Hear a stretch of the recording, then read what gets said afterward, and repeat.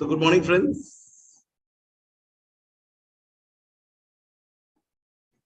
Yeah. So good morning, good afternoon, good evening. যখনই আপনারা শুনছেন না কেন এবং আজকের এই যে সেশনটা সেটা হচ্ছে মেইনলি বাংলাতে হবে এবং এই সেশনটা হচ্ছে regarding the changes which have come on 13th of July. আমরা যারা জিএসটি নিয়ে কাজ করি আমরা জানি যে 13th of July প্রচুর রেট নোটিফিকেশন বেরিয়েছে। আর এই রেট নোটিফিকেশন গুলো বেরোনোর মেইন কারণ হচ্ছে আপনার GST council meeting 47 GST council meeting যেটা চণ্ডীগড়ে হচ্ছে। তো কয়েকটা জিনিস যেটা বোঝার ব্যাপার আছে সেটা হচ্ছে আমরা আস্তে আস্তে যেদিকে মুভ করছি সেটা হচ্ছে রেট র্যাশনালাইজেশন। যেমন সারা পৃথিবীতে যে ব্যাপারটা আছে জিএসটি তে রেটস গুলো ইউনিফর্ম, মানে ধরুন একটা কান্ট্রিতে মেবি দুটো কি তিনটে রেটস আছে। তো আমাদের এখানে কি হচ্ছিল 1%, ঠিক আছে, 1% আছে, 3% আছে, আরো 5% আছে, 12% আছে, 18%, 28%, and then says, and so there are a lot of confusions. তো এগুলোকে এক জায়গায় রেট র্যাশনালাইজেশন করার জন্য mainly the rates are coming to a single point যেখানে কিনা 18% করা হচ্ছে। এছাড়া কিছু কিছু এক্সেমশনস দেওয়া হয়েছিল যেগুলো কিনা ইন্ডাস্ট্রিগুলোকে সাপোর্ট দেবে, যেমন স্টেম সেল ইন্ডাস্ট্রি, ঠিক আছে, তাদেরকে এক্সেমশন দেওয়া হয়েছিল যাতে তারা একটা ইনিশিয়াল পিরিয়ড একটা সাপোর্ট পায়, যেখানে জিএসটি চার্জ না হলে তাহলে যারা সার্ভিস ইউজার তাদের এটা সুবিধা হতো। এছাড়া আরো কিছু কিছু সার্ভিসেস ছিল যেগুলো কিনা হয়তো রিভার্স চার্জে ছিল, যেমন পোস্ট অফিস বা অন্যান্য গভর্নমেন্ট সেগুলোকেও কি করা হয়েছে, সেগুলোকেও রিভার্স চার্জ থেকে সরানো হয়েছে বা এক্সেমশন থেকে সরানো হয়েছে, সেগুলো সবই লেভিতে আনা হয়েছে। তার মেইন কারণ হচ্ছে সেটা হচ্ছে এটা রেভিনিউকে বুস্ট আপ করবে। আর যত এক্সেমশনস বা ওয়েভার্স এগুলো যতটা কমে যাবে ততটা কালেকশনস যদি ঠিক হয় তখন লেভিটাকে একটা র্যাশনালাইজ করে দেওয়া যাবে, যেখানে কিনা হয়তো আমরা কিছু কিছু সেগমেন্টে সেই বেনিফিটটাকে আমরা দেখতে পাবো। তো এখন আমরা কুইকলি চলে যাব to rate notification. Rate notification is through notification number 3 but 2022 যেটা আমরা এখন স্ক্রিনে দেখতে পাচ্ছেন। তো এখানে কি কি বলা হয়েছে সেটা এবার একটু দেখার ব্যাপার আছে। এখানে যেটা বলা হয়েছে প্রাইমারিলি ফার্স্ট যেটা বলছে সেটা হচ্ছে যে against serial number 3 in column 3 এই এন্ট্রিজ গুলো relating thereto in columns 4 and 5 shall be omitted, আর entry 6 shall be substituted, আরো কয়েকটা shall be substituted. So basically এখানে যেটা চেঞ্জ করা হয়েছে সেটা হচ্ছে যে ওয়ার্কস কন্ট্রাক্টটা আগে দু রকম ভাগ ছিল। একটা হচ্ছে স্টেট গভর্নমেন্ট, লোকাল অথরিটিস, ঠিক আছে, state government, central government, local authorities, ওনাদের জন্য একটা রেট ছিল যেটা কিনা কম ছিল। এরপরে সেটা 1 জানুয়ারি থেকে চেঞ্জ করে লোকাল অথরিটি কতটাকে সরানো হলো।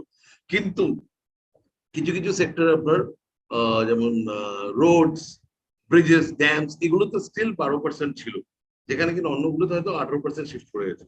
তো এবারে ফ্রম 18 জুলাই অনওয়ার্ডস কি করা হলো, all works contracts whether they are related to roads, bridges, dams, ওগুলোকে একটা ইউনিফর্মলি কি করা হচ্ছে সেটাকে 18% স্ল্যাবে নিয়ে যাওয়া হচ্ছে। ওকে, সো এটা আমাদের মাথায় রাখতে হবে। এবং একটা জিনিস এখানে যেটা মাথায় রাখার ব্যাপার সেটা হচ্ছে যে যারা হয়তো এর আগে হয়তো রিফান্ড ক্লেম করতে হচ্ছিল because of excess balance in cash ledger, ঠিক আছে, কেন টিডিএস কাটছে, কিন্তু সেই টাকাটা তো ট্যাক্স পেমেন্ট করতে লাগছে না, কেন আমি অ্যাডভান্স ট্যাক্স পেমেন্ট করে বসে আছি। তো সেই সব ক্ষেত্রে কি হলো, এখন রিফান্ড অ্যাপ্লিকেশন হয়তো আর করতে হবে, ঠিক আছে। তো এটা একটা বড় চেঞ্জ যেটা করা হয়েছে। এবং এখানে আমাদের অনেক বন্ধুরা জিজ্ঞেস করছে যে এটা আমরা কি করে গভর্নমেন্ট ডিপার্টমেন্টকে বোঝাবো যে ট্যাক্স রেটটা 12 থেকে 18 হয়েছে। সিম্পলি যেটা বোঝানোর ব্যাপার আছে, এখানে যদি আপনি লাস্টটা দেখেন, item 3, 4, 6, 5, 6, 5A, 6, 9 and the corresponding related thereto in columns 4 and 5 shall be omitted. এটা কিসের ছিল, এটা বেসিক্যালি ছিল হচ্ছে আপনার, আমরা যদি এখানে কুইকলি চলে যাই, এখানে যদি আমরা দেখি নোটিফিকেশন লেভেলে এটা কিসের ছিল, এটা ছিল হচ্ছে construction services other than 1 and 2। তো আদার্স গুলো যেখানে আপনার কম করা ছিল সেগুলো এটাকে পুরো ডিলিট করে দেওয়া হয়েছে, করে এটাকে ফুললি সবাইকে 18% নিয়ে আসা হয়েছে। Against serial number 7 in column 3 in item 1 the words above 1000 rupees but shall be omitted. এটা হচ্ছে নেক্সট যেটা খুব ইম্পর্টেন্ট চেঞ্জ যেটা করা হয়েছে, যেটা হচ্ছে হোটেল ইন্ডাস্ট্রিতে করা হয়েছে। হোটেল ইন্ডাস্ট্রিতে তাহলে কি ছিল, সার্ভিসেস, ওকে, এখানে ছিল এই এখানে accommodation in hotels, in guest house lodging purposes having declared tariff of a unit of accommodation of 1000 rupees and above but less than 2500 per unit or equivalent, এটা ছিল 6%। আর এর নিচে ছিল accommodation of 1000 rupees এর নিচে যেটা ছিল সেটা ছিল exempted। তো সেই এক্সাম্পশনটাকে অ্যাকচুয়ালি তুলে দেওয়া হচ্ছে।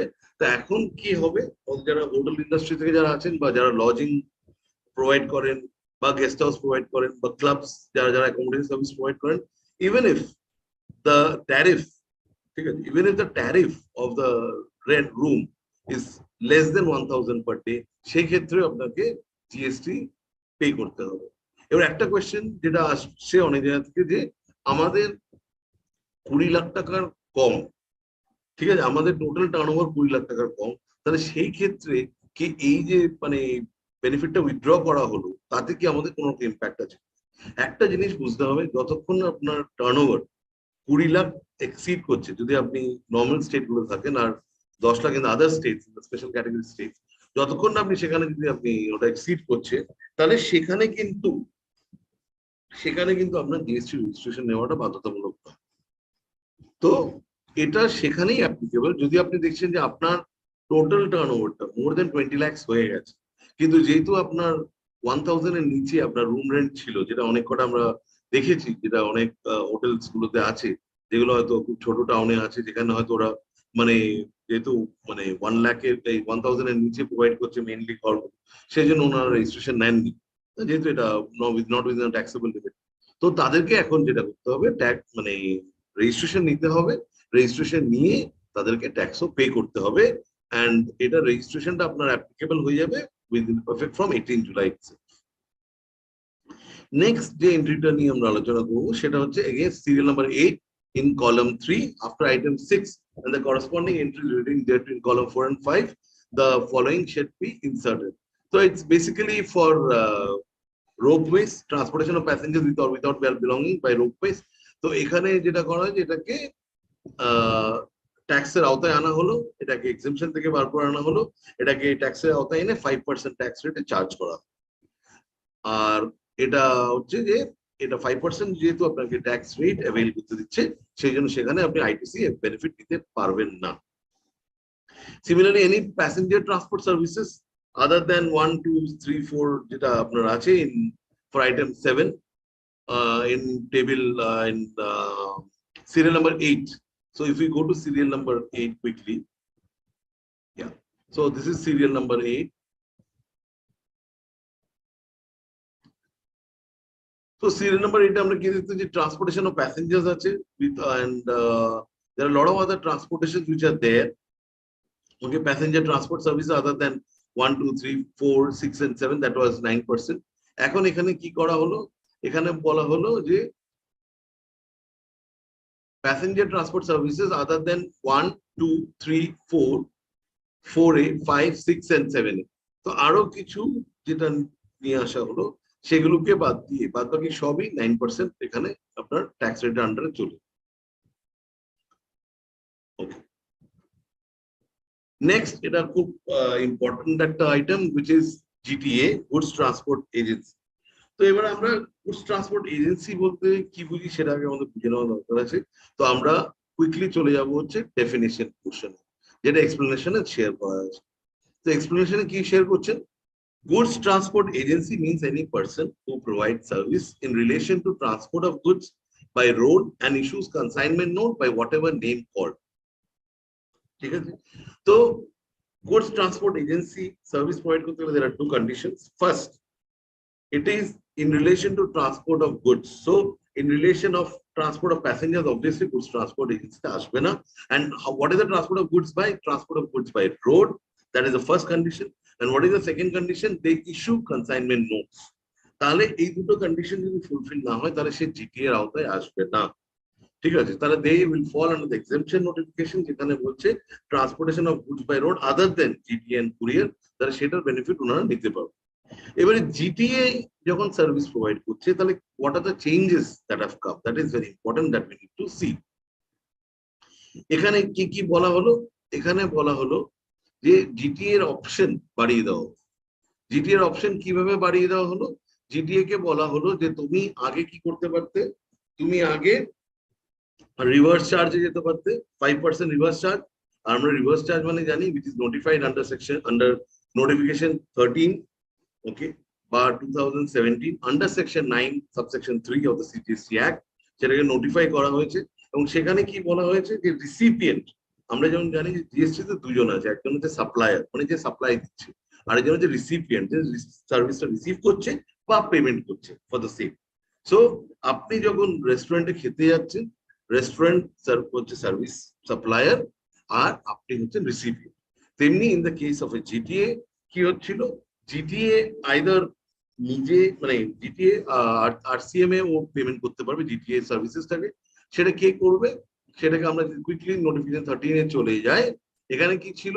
Service of supply of services by GTA in respect of transportation goods by road to any factory, society, any cooperative society, any person registered under the CGST Act, any body corporate, any partnership firm, whether registered or not under any law for the time being, enforced and casual tax enforced. এদেরকে যখনই আমি সাত category লোকজনকে আমি যখনই service provide করছি, তো সেই ক্ষেত্রে কিন্তু জিটিএ ট্যাক্স চার্জ করতে পারবে না।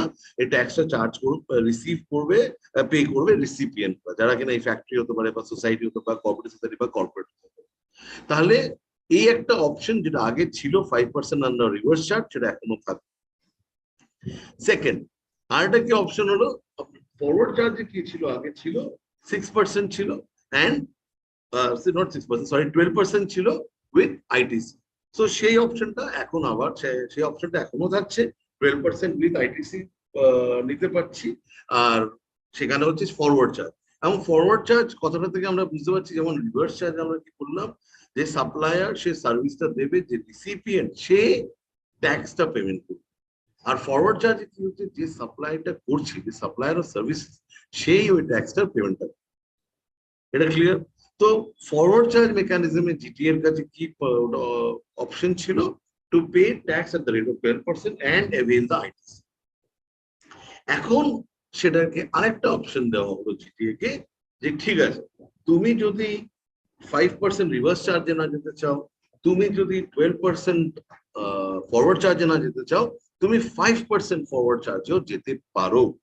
তো জিটিএ এখন থেকে 8 জুলাইয়ের পর থেকে 5% রেট দিয়ে বিল ট্যাক্স ইনভয়েস চার্জ হতে পারে, সাবজেক্ট টু দ্য কন্ডিশন ওনারা কোনো আইটিসি অ্যাভেল করবেন না।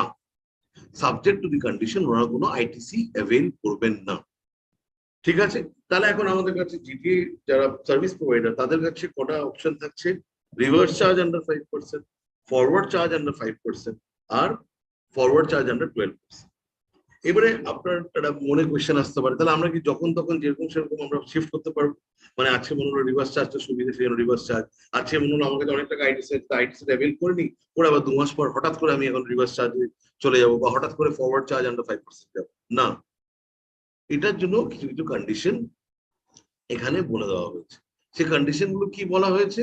সেখানে বলা হয়েছে যে the option to itself pay GST on the services supplied by it during a financial year shall be exercised by making a declaration in Annexure 5 on the 15th day, on the day before 15th March of the preceding financial year, provided that the option for the financial year 22-23 shall be exercised on or before 16th March. So এখানে একটা ব্যাপার আছে, যদি ওকে আপনি যদি forward চার্জে যেতে চান, ধরুন আপনি একজন GTA goods transport agency provider, আপনি অন্যদের থেকে লরি হায়ার করেন, কনসাইনমেন্ট নোট দিয়ে আপনি বিভিন্ন কোম্পানির সার্ভিস দিচ্ছেন, তাহলে সেই ক্ষেত্রে কিন্তু আপনাকে যেটা দেখতে হবে, যদি আপনার মনে হয় যে আমি 5% ফরওয়ার্ড রেট চার্জ করবো 18 জুলাইয়ের পর থেকে, কেন কেন মনে হতে পারে এটা?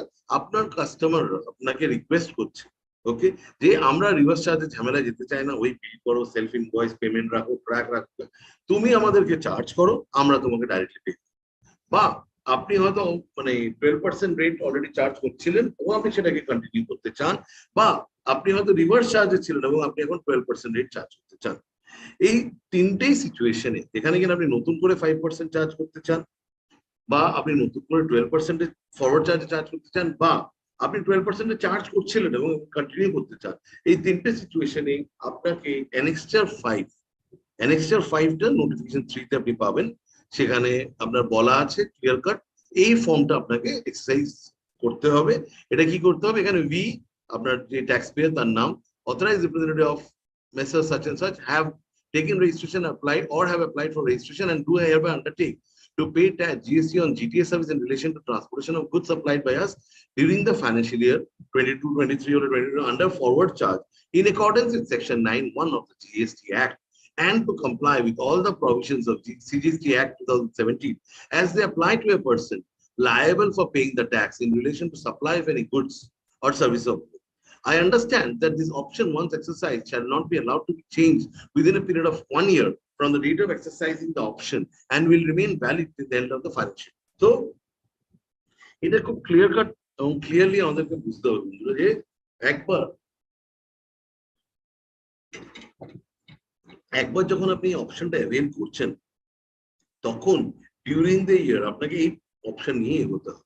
মানে আপনি যদি অপশন নিয়ে থাকেন যে আমি 5% ফরওয়ার্ড রেটেই যাব, তাহলে আপনাকে 5% forward rate from 18 July to 31 March 2023 আপনাকে সেটাই চার্জ করতে হবে, ঠিক আছে? বা আপনি নেক্সট ইয়ার হয়তো ডিসাইড করলেন 23-24 এ আপনি উইদিন 15th মার্চ আপনি অপশন দিলেন যে আমি 12% ফরওয়ার্ড রেটে যাব, তাহলে সেই ক্ষেত্রে কিন্তু 23-24 financial year entire financial year কিন্তু আপনাকে ওই রেটেই থাকতে হবে, ওই রেট থেকে আপনি চেঞ্জ করতে পারবেন। Next provision কি বলছে, provided further that the invoice for supply of the service charging central tax at the rate as applicable to clause B may be issued during the period from 18 July to 16th August 2022 before exercising the option for the financial year 2023, but in such a case the supplier shall exercise the option to pay GST on its supplies on or before 16th August 2022. তো আপনি এখন জিজ্ঞেস করতে পারেন যে আমি তো এখনো অপশন দিচ্ছি না, আমি 16th অগস্ট আমার লাস্ট ডেট আছে, তা আমি 16th অগস্টে গিয়ে বা তার আগে হয়তো আমি অপশনটা দেবো, অ্যানেক্সার 5 যেটা এক্ষুনি দেখলাম সেটাতে আমি অপশনটা হয়তো ফাইল করবো। তাহলে from 18 July to 16th August আমি কি রেট চার্জ করবো? আমি কি আমার 12% যেটা আমি ভাবছি ফরওয়ার্ড চার্জে যাবো বা 5% যেটা ফরওয়ার্ড চার্জে যাবো সেটাকে আমি চার্জ করতে পারি? তো সেটার জন্য এখানে ক্ল্যারিফাই করে দিতে নোটিফিকেশনে, yes from 18 July to 16th August আপনি অবশ্যই আপনি 5% ফরওয়ার্ড চার্জ বা 12% ফরওয়ার্ড চার্জ উইথ আইটিসি এটাতে আপনি ইনভয়েস করতে পারেন, ট্যাক্স ইনভয়েস করতে পারেন। Only condition is that by 16th August 2022 আপনাকে এই ডিক্লারেশনটা অবশ্যই ফাইল করতে হবে, এবং সেটা যদি আপনি ফাইল না করে থাকেন তাহলে কি হতে, since it is a conditional rate, ঠিক আছে, সাবজেক্ট টু সার্টেন কন্ডিশনস আপনি রেটটাকে অ্যাভেল করতে পারছেন, তো maybe in that case the rate will not be applicable. মানে ধরুন 12% আপনি হয়তো রেট নিয়েছেন with ITC, in that case maybe that rate will not be applicable. Okay. Next, transport of goods by roadways, এটাও 5% আনা হয়েছে, এটা I don't think I'll discuss much into it. Okay, next যেটা খুব দরকার, আচ্ছা আর এখানে গুডস ট্রান্সপোর্ট এজেন্সিতে আরেকটাও কোয়েশ্চেন আমরা কমনলি পাচ্ছি regarding ITC.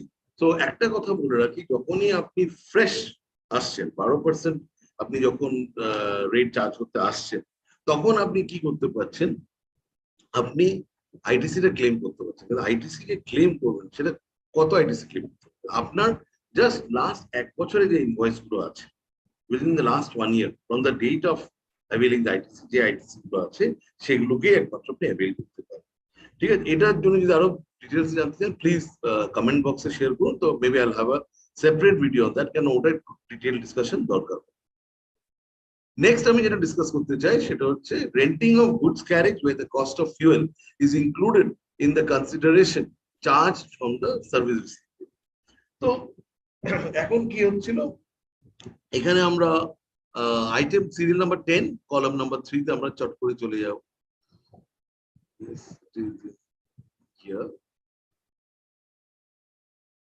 Item number 10. Okay, so it is not there. Okay, so what is it? It is like renting of goods carriage where the cost of fuel is included in the consideration charge from the service. So, এতদিন কি হচ্ছিল, এতদিন আপনার এটাকে আলাদা করে দেখা হচ্ছিল না যে আপনি যেখানে ফিউয়েলটা is included in the consideration charge from the service. তো ধরুন আমি একটা গাড়ি নিচ্ছি, গাড়িটা কিসের জন্য নিচ্ছি, গাড়িটা আমি নিচ্ছি হচ্ছে আমার গুডস গুলোকে আমি ট্রান্সপোর্ট, আমি একটা ধরুন ছোটা হাতি দিচ্ছি ফর এক্সাম্পল, তো আমি কোনো ব্র্যান্ড এন্ডোর্স করছি না বা করছি না, আমি জাস্ট বলছি ফর এক্সাম্পল আমরা একটা ছোটা হাতি ধরুন হায়ার করলাম, কি আমাদের ধরুন আমাদের বিজনেসটা হচ্ছে মশলার, তো আমাদের গোডাউন থেকে আমরা মশলাগুলোকে হোলসেলারের কাছে পৌঁছাবো, তার জন্য আমরা একটা ছোটা হাতি হায়ার করছি।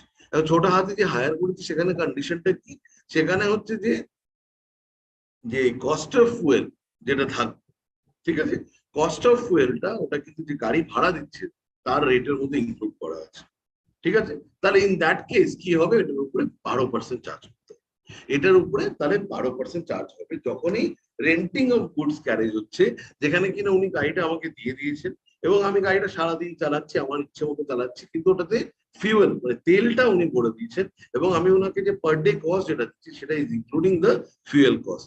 ইন দ্যাট কেস আমাদের মনে রাখতে হবে, যদি আমি এরকম কাউকে গাড়ি ভাড়া দিয়ে থাকি তাহলে আমাকে সেটার উপরে 12% চার্জ করতে হবে, কারণ এটার কোনো কন্ডিশন নেই, তার মানে হচ্ছে I can always avail the ITC.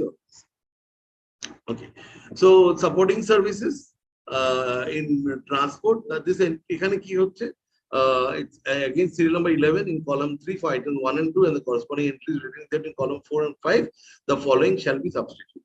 So a supporting services under transport, এটাতে আমাদের এটা কি করা হচ্ছে, এটা আমি জাস্ট কুইকলি একটু,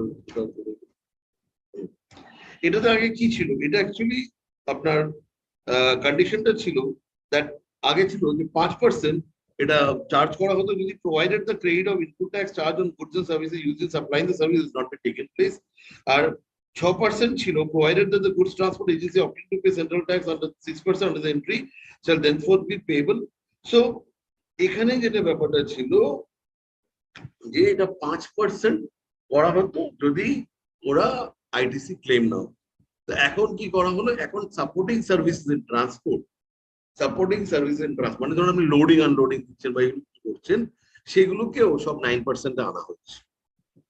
Okay, this entry does not include DTA involving goods transport agency service, which falls under 9965.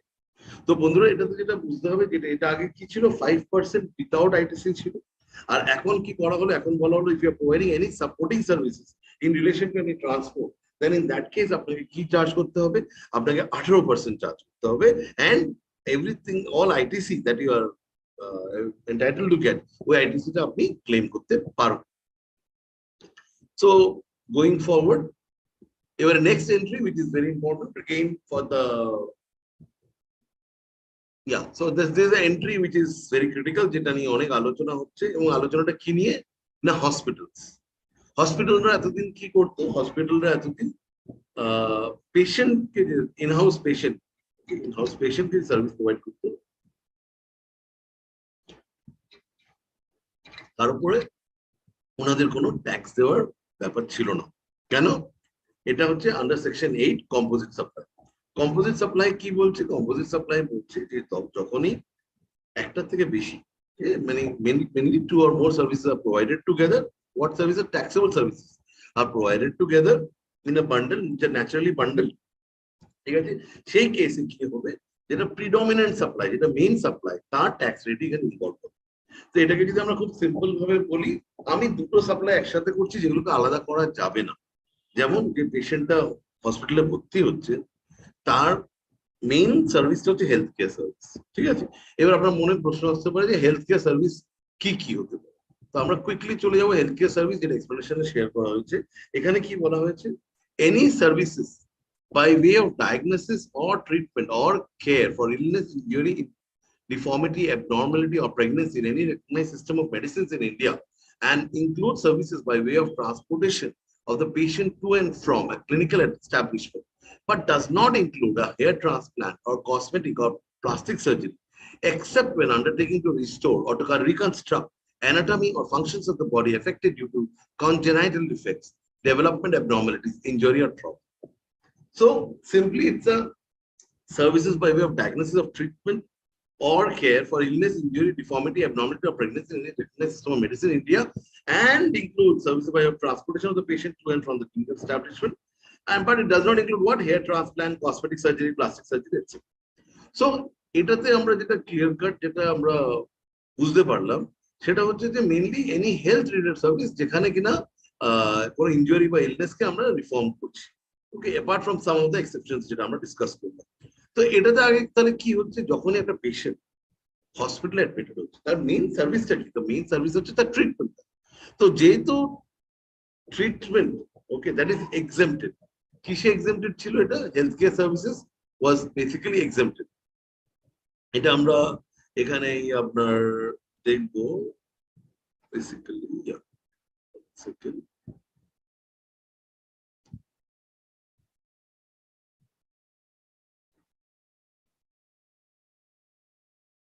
yeah. So entry number again serial number 7074, এখানে কি করা হলো, এখানে একটা জাস্ট নতুন এন্ট্রি আনা হলো। এখানে আমরা অনেক বন্ধুরা তো ভাবতেন যে এন্ট্রি 74 কি আছে, তাই কুইকলি এন্ট্রি 74 এ যাচ্ছি। এটা নোটিফিকেশন নাম্বার 12 এ আছে আমরা। তো এখানে 74 এ কি বলা আছে? 74 এ বলা আছে services by way of healthcare services by a clinical establishment, an authorized medical practitioner or paramedics, services by way of transportation of patient in an ambulance. তো এইগুলো ক্যাটাগরি সার্ভিসেস বা প্রোভাইডেড অ্যাজ নিল, এগুলোর উপরে কোনো জিএসটি হবে না।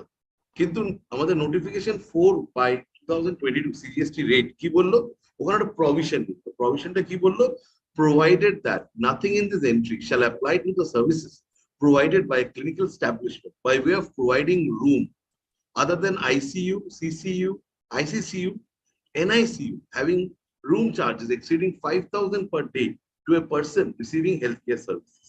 So এটাকে বেসিক্যালি এক্সেমশন থেকে বার করা হবে। তাহলে এখন কি হবে? এখন যখনই কোনো হসপিটাল কোনো সার্ভিস প্রোভাইড করবে কোনো patient with effect from 18 July 2022, এটা বন্ধুরা ক্লিয়ারলি শুনবেন, কেন হয়তো আপনাদের অনেক ক্লায়েন্ট হয়তো হসপিটালের সঙ্গে, মানে আপনারা হয়তো কোনো হসপিটাল কাছে সার্ভিস দিচ্ছেন না, জিএসটি কনসালটেন্ট বা হয়তো আপনি হসপিটাল।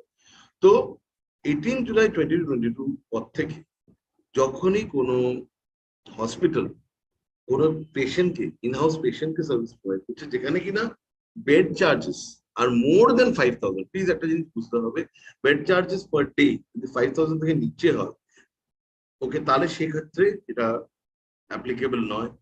আর যদি এই বেডগুলো চার্জেস মোর দেন 5,000 হয়, বাট বেডগুলো আপনি কোথায় দিয়েছেন? আইসিইউতে, সিসিইউতে, আইসিসিইউতে বা এনআইসিইউতে দিয়েছেন, ইভেন ইন দ্যাট কেস এই ট্যাক্সটা will not be applicable, it is still exempted. ঠিক আছে, তাহলে আমি ধরে নিচ্ছি নর্মাল বেড অ্যাবাভ 5,000 যেখানে বেড রেন্ট, সেখানে কি হবে? সেখানে আপনার জিএসটি চার্জ করতে হবে 5%। ওকে, 5% চার্জ করতে হবে, কিন্তু আপনি ITC is not eligible, ITC is not eligible. এবারে এটা নিয়ে অনেক কোয়েশ্চেন আসছে, যেটা কি করে কম্পোজিট সাপ্লাই হচ্ছে, কারণ আমার মেইন সার্ভিসটা ইজ হেলথ কেয়ার, কিন্তু এটাকে তো একটা ট্যাক্সেবল সার্ভিসকে মানে আলাদা করে বাইফার্কেট করতে হচ্ছে। বন্ধুরা, এটা কিভাবে notification through artificially composite supply create করা হয়েছে, that is not a matter of discussion.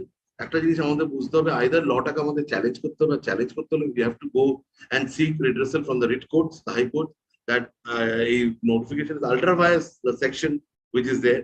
But ওটা যদি না আমরা করতে পারি, করতে চাই, তাহলে the only option is to pay the tax. এবারে যদি আমরা ট্যাক্স পে করতে চাই, তাহলে আমাদের কি বুঝতে হবে? আমাদেরকে বিলটাকে বাইফার্কেট করতে হবে into two portions. For normal beds, wherever the room rent is above 5,000, we have to charge GST on that. তো এখনই যখনই আপনি হসপিটালের ইনভয়েস বিল বানাচ্ছেন, তখন সেটাকে আপনি দুটো ক্যাটাগরি ভাগ করে দিন। একটা হচ্ছে ফর রুম রেন্ট, আর সেখানে আপনি কি করবেন, যদি আপনার রুম রেন্ট 5, ওই ক্যাটাগরি অফ রুমস, ধরুন ইকোনমি, এক্সিকিউটিভ, সুপার ডিলাক্স এরকম ভাবে থাকে, তো ধরুন সুপার ডিলাক্স রুমে আপনি চার্জিং মোর দেন 5,000, 7,000, তাহলে 3 দিন পেশেন্টটা থেকেছে, তাহলে 3 to 7,000 which is 21,000 is the room rent, তাহলে তার উপর আপনাকে 5% চার্জ করতে হবে। এবং বাকি যতগুলো আপনি যা আপনার রয়েছে, ঠিক আছে, মেডিসিন হতে পারে, ওটি চার্জেস হতে পারে, সার্জন চার্জেস হতে পারে, এগুলো সবই এক্সেম্পটেড, এর উপরে কোনো জিএসটি চার্জ করা হবে। ঠিক আছে, এবং আপনি একটাই জিনিস আপনাকে মনে রাখতে হবে যে আপনি কিন্তু কোনো আইটিসি এভেল করতে পারেন ফর দিস সার্ভিস। অফকোর্স আপনি যেটা করতে পারেন সেটা হচ্ছে আপনি আইটিসি চার্জ করতে পারেন ফর মেডিসিন সাপ্লাইজ, যেটার উপর আপনি ডাইরেক্টলি ট্যাক্স দিচ্ছেন ফর দ্য আউটডোর পেশেন্টস। মানে ধরুন যারা ইনহাউস পেশেন্টস এর জন্য অবভিয়াসলি আপনি মেডিসিন সাপ্লাই করে আপনি জিএসটি চার্জ করেন না, কেন কি that is a part of the complete supply. But yes, আর আউটডোর পেশেন্টস এর জন্য যদি আপনি মেডিসিন সাপ্লাই করেন যেখানে আপনি জিএসটি চার্জ করছেন, তাহলে ইন দ্যাট কেস আপনি অলওয়েজ এই মেডিসিন পারচেজের জন্য রিলেটেড অর্ডার সেটা আপনি অলওয়েজ অ্যাভেল করতে পারেন। সো বন্ধুরা, এটা একটা মাথায় রাখতে হবে যে এই হসপিটালস বা নার্সিং হোমস, ঠিক আছে, এদের এই যে বড় চেঞ্জ, এটা কিভাবে আমরা ইমপ্লিমেন্ট করবো সেটা একটা দেখার ব্যাপার আছে। এটা নিয়ে আপনার কোনো রকম ডাউট থাকে সেটা আপনারা কমেন্ট সেকশন দিতে পারেন বা আমাকে পরে ফোন করতে পারেন। আই মানে অ্যাজ পার কনভিনিয়েন্স মেবি আপনাদের আমি হেল্প মানে রিপ্লাই দেওয়ার চেষ্টা করব।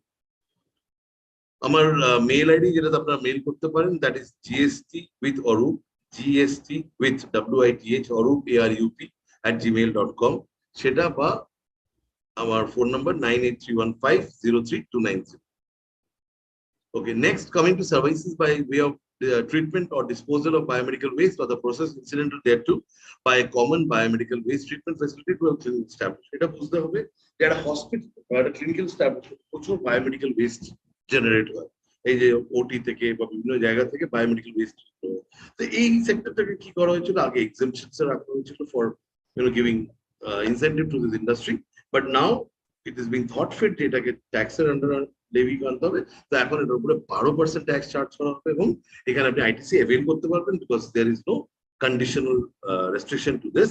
সো যারা যেই কোম্পানি বা যারা সার্ভিসটা প্রোভাইড করছেন টু দ্য ক্লিনিক্যাল এস্টাবলিশমেন্ট, যারা এতদিন এক্সাম্পশন আন্ডারে ছিলেন, they will now come under the taxable regime.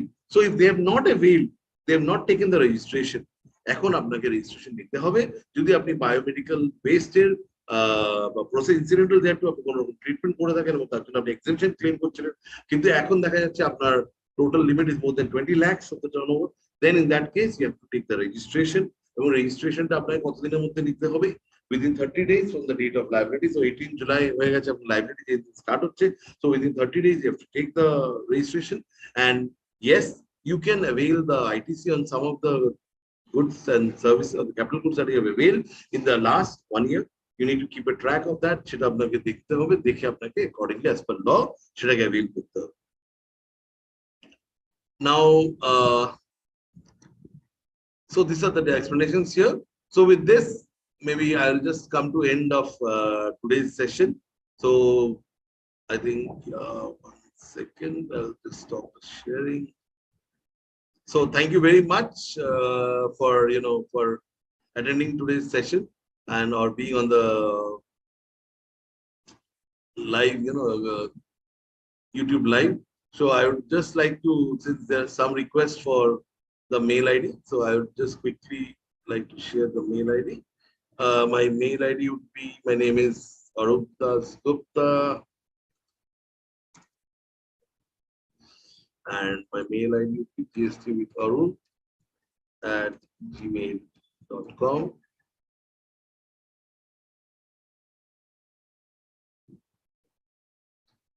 Yeah, so you can always send your mails here, and you can also WhatsApp me in this number. I would request you to kindly WhatsApp me because phone calls maybe I will not be able to take.